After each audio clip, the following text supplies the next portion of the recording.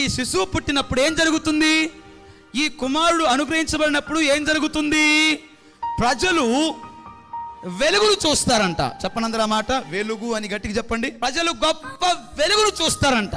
ఈ శిశువు పుట్టినప్పుడు, ఈ కుమారుడు అనుగ్రహించబడినప్పుడు ప్రజలు గొప్ప వెలుగును చూస్తారు. ఎందుకో తెలుసా? అప్పటి వరకు వెలుగు చూడక ముందు వరకు వారు ఎక్కడ ఉన్నారో తెలుసా? బైబిల్ చెప్తుంది, వారు చీకట్లో ఉన్నారు. చీకట్లో ఉన్న ప్రజలు ఈ శిశువు పుట్టినప్పుడు, అంధకారంలో ఉన్న ప్రజలు ఈ శిశువు పుట్టినప్పుడు, మరణ నీడలో ఉన్న ప్రజలు ఈ శిశువు పుట్టినప్పుడు గొప్ప వెలుగును చూస్తారు. ఆమేన్. వెలుగు వారి మీద ప్రకాశిస్తుంది. వెలుగు వారి మీద ఏం చేస్తుంది? ప్రకాశిస్తుంది అన్న మాట వాడటం వెనకాల యెషయా భక్తుడి ఉద్దేశం ఏంటో తెలుసా? సూర్యుని వలె ఆయన ఉదయిస్తాడు అని అర్థం. That was the language. సూర్యుని వలె ఆయన ప్రకాశిస్తాడు.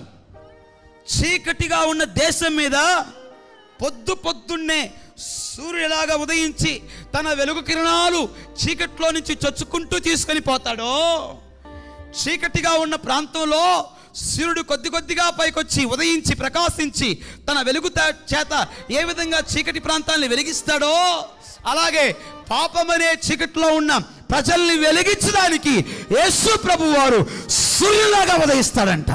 దేవునికి స్తోత్రం. ఆయన ఉదయించి తన వెలుగును చీకట్లో ఉన్న ప్రజల మీద ప్రకాశింపచేస్తాడు అని యెషయా భక్తుడు ప్రవచనం చెప్తా ఉన్నాడు. దేవునికి మహిమ కలుగును గాక.